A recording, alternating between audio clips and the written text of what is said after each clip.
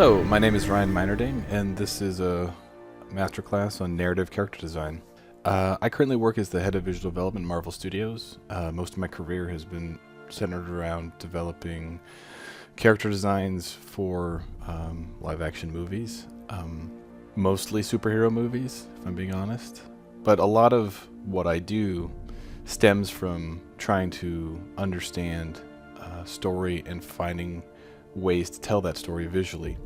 So a lot of what this class is going to be about is sort of hearing a story, breaking it down, and trying to understand how we're going to create visuals that really emphasize and elucidate the points of a story.